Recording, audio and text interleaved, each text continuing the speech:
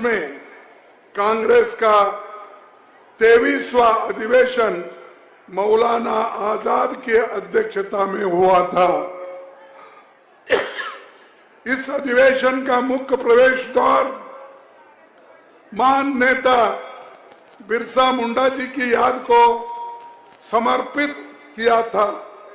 यही आंदोलन यहां से भारत छोड़ो आंदोलन की नींव यहां पर रखी गई।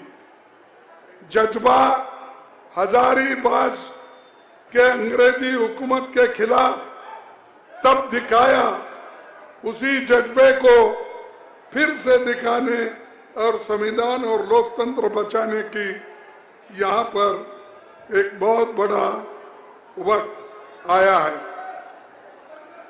भाइयों, देखो, आप थोड़ा शांति से सुनिए। थोड़ी देर में मैं अपनी बात रख के समाप्त करता हूं।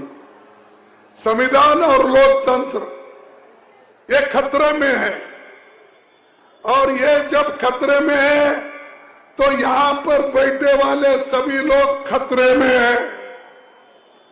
क्योंकि अगर वोटिंग का अधिकार आपको नहीं, नौकरियों का अधिकार आपको नहीं, और जो आपको बुनियादी हक मिले हैं, जिसको हम फंडामेंटल राइट्स कहते हैं, अगर वही नहीं है तो कोई काम के नहीं रहेंगे। जैसा कि आजादी के पहले हम गुलाम थे, आदिवासी, दलित, पिछड़े, ये सभी लोग गुलाम के जैसे थे। अगर फिर संविधान चले गया, फिर हम गुलाम बनेंगे और फिर गुलाम बन के ही रहेंगे। और जितने भी लोग ये चाहते हैं कि अपने हकूक की रक्षा करें, अपने बुनियादी हकों को हिफाजत करे, तो वो संविधान को सपोर्ट करे और कांग्रेस पार्टी को और गठबंधन को सपोर्ट करके आगे बढ़े। यही मैं चाहता हूं। आज हमारी गठबंधन बड़ी मजबूत है। यहां पर हेमंत सोरेन जी हो और बाकी और दूसरे पार्टियों के साथ भी हमारा गठबंधन है।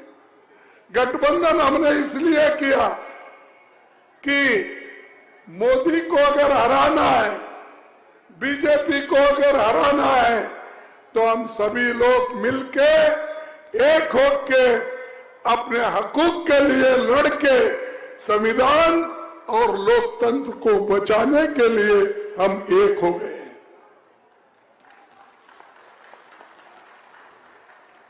अगर आप नहीं चाहते इसको बचाना तो ये आपकी मर्जी है, लेकिन हम आखिरी खून तक, जैसा कि महात्मा गांधी जी ने इस देश को आजादी दिलाई, नेहरू जी ने यहां पर जमहूरियत का जो पाया डाला, और बाबा साहब अम्बेडकर ने देश के लिए संविधान बनाया। ये सारी चीजें हमारे लिए उन्होंने की, लेकिन इसको बचाने का काम अपना है। मोदी तो हर बात को यही कहता है कि अब के बार 400 पार। अबे आएंगे कहां? अब आएंगे कहां 400 पार?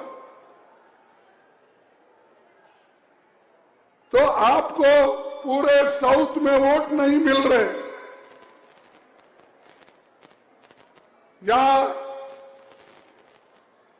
आजू बाजू के राज्यों में नहीं मिल रहा, झारखंड में नहीं मिल रहा, यूपी में भी आपके वोट कम हो रहे हैं, बिहार में कम हो रहे हैं, पंजाब में कम हो रहे हैं, राजस्थान में कम हो रहे हैं, छत्तीसगढ़ में कम हो रहे हैं, मध्य प्रदेश में कम हो रहे हैं, महाराष्ट्र में कम हो रहे हैं, कर्नाटक में कम हो रहे, तेलंगाना में कम हो रहे, हर जगह कम हो रहे।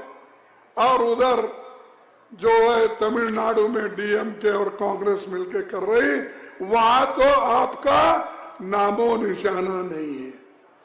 तो कहां से 400 पार? ये लोगों को गुमराह करने का है। इस बार मोदी जी, बीजेपी हार रही है, ये आप समझिए। ये हार रही है, हार के ही उसीलिए वो हमेशा असली बात छोड़ते हैं। देश के लिए उन्होंने क्या काम किया ये कहते नहीं। क्या किसी को एम्प्लॉयमेंट दिया? क्या किसी को नौकरियां मिले? क्या किसी को आपने किसानों की आमदनी बढ़ाई? आपने काला धन लाकर लोगों को देने की बात की थी, आपने दिया? दिया क्या? नहीं दिया। तो ये मोदी है, नहीं देना यही मोदी जी की देन है।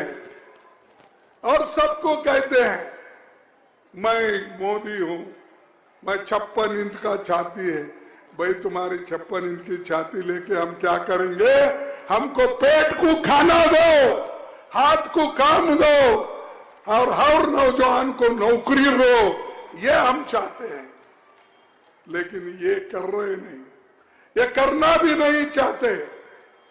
लेकिन गठबंधन की सरकार आएगी, हम जरूर ये सारी चीजें, एक तो संविधान की हिफाजत भी करेंगे और ये जो आरक्षण को खत्म करने वाले लोग हैं, आरएसएस और बीजेपी, इनको भी हम मिटा देंगे। इसलिए आपकी मदद की जरूरत है।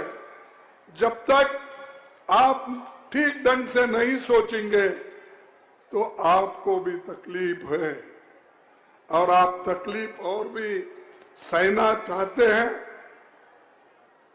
और भी गुलामी में रहना चाहते हैं। एक तो ब्रिटिश चले गया, उसके लिए तो सभी लोग लड़े, और ये दूसरा डिक्टेटर आया है, ये दूसरा हुकुमशाह हर एक को डरा रहा है। और हेमंत सोरेन को तो डराया। उसने ये कहा, भाई अगर तुम हमारा साथ देते तो आपको हम जेल नहीं भेजेंगे, अगर आप कांग्रेस के साथ